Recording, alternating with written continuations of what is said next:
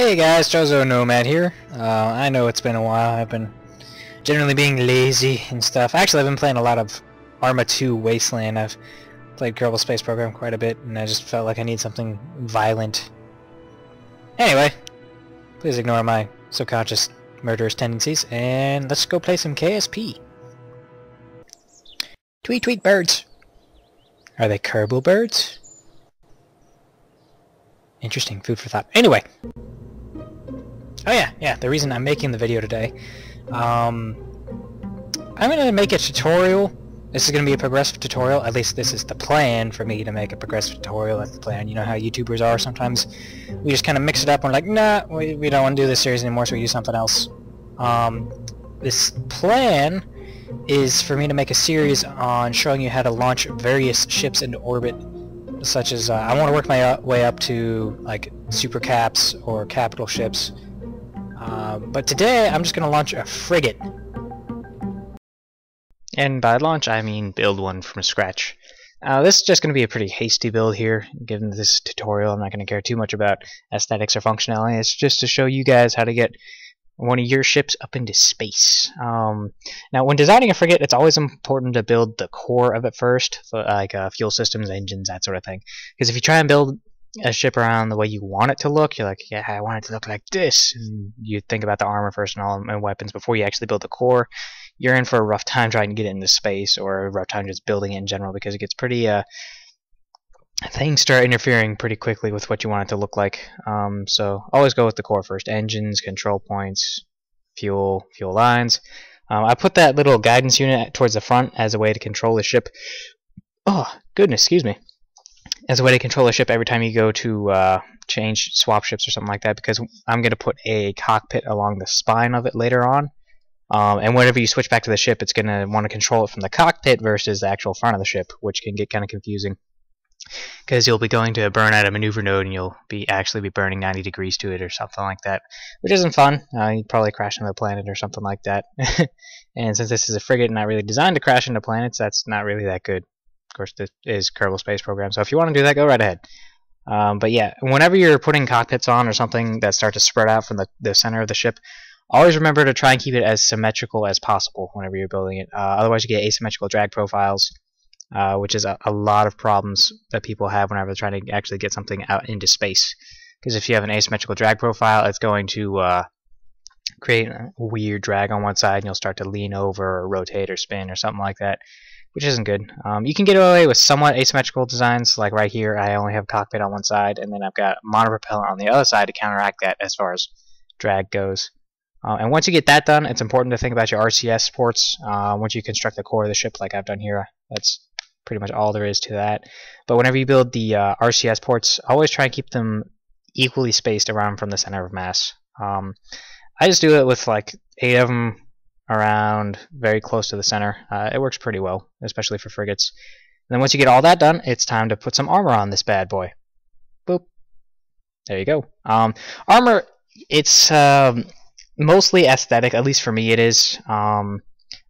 As far as the tutorial for putting armor on a ship goes, it's kind of unnecessary really, simply because of the fact that armor is has a lot of aesthetic quality. All you have to do is go, okay, I want it to look like this, and then you can just go to town with it. Just a lot of finagling and so on and so forth. Although with the wings, again, like with the core of the ship, try and keep the wings as symmetrical as possible, otherwise you get lift in a funny direction, and that's no good for actually trying to launch a ship, because then you'll get other problems like I previously mentioned: crashing, exploding, death. Now the launch system that I'm going with, I call it the chariot system. It's essentially an asparagus launching system. The outer tanks will drop first, and then the inner tanks will drop, and then the ship itself will take over as far as thrust actually goes.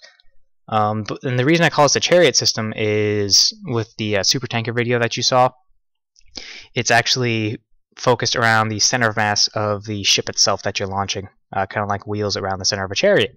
So that's why I call it the chariot launching system. And it just sounds cool. I'm all about things sounding cool. So yeah, once you get the launch system up and running, try and keep it around the center of mass as much as possible, because that's one of the inherent flaws to the big rocket design, just putting a big rocket on the base. Is if you have something that's asymmetrical at the top, it tends to make flipping a lot easier, which you don't want, so just try and keep it around the center. So once you get... Oh, goodness. I burp a lot in these videos. That's kind of strange. Anyway, once you get your launching system in place, don't forget about the staging. Once you have the asparagus... The way the asparagus works is the fuel lines lead from the outermost tanks to the innermost tanks, and when the outermost tanks drain, you drop those and move on to the next ones. You can do that just by highlighting the couplers, and it'll highlight along the thing along the side, and then you can maneuver them in the stage however you want to. So here we go. This is my first launch here of this guy. And also, you're going to be going through a lot of launching tests whenever you're trying to design ships like these, especially larger ones. Smaller ones, not so much. You have a much larger window of error because you can usually just put lots of thrust in there and be like, yeah, more boosters. And that'll usually work for smaller ships like this one. I actually got really lucky on this launch, and this actually worked on my first try. I was not expecting that. I was rather pleased, actually. I didn't have to go back and redesign anything. So you will get lucky like that from time to time, but for the most part, you're going to be in for a long haul of testing. Just lots and lots and lots of testing. And you'll notice my nav ball looks like it's pointing towards the ground because, unfortunately, I forgot to flip the control thing on the nose around. So now the thing says going backwards at very, very high speeds. So once you're at the mid stage, you want to tilt your gravity turn over about 45 degrees. Usually that's around 13,000, 15,000 feet. And then you just burn from there until your apoapsis, the highest point of your orbit, hits about 70, 80,000. And then you just flip it over all the way to a 90-degree turn, and then you just start burning like that. And you use up the rest of your tanks. And once you burn up the rest of those tanks, then... See, I told you I keep burping in these videos. I have no idea why, because I just ate breakfast or something.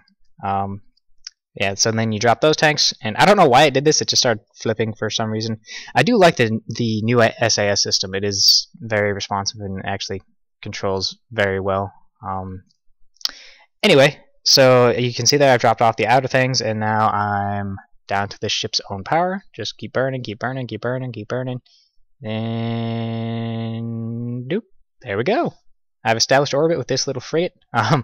Like I said, I got really lucky that time. Usually, like I said, you'll be in for lots of fun testing and redesigning and redesigning and redesigning. Don't be afraid to completely scrap your launching system and restart, because that's been my bane many a times. Thinking, oh, I could make this work, and then it never ends up working. So don't be afraid to redesign launching systems. It's going to help you a lot more in the long run. So this has been Showzone Nomad, and I'll see you next time.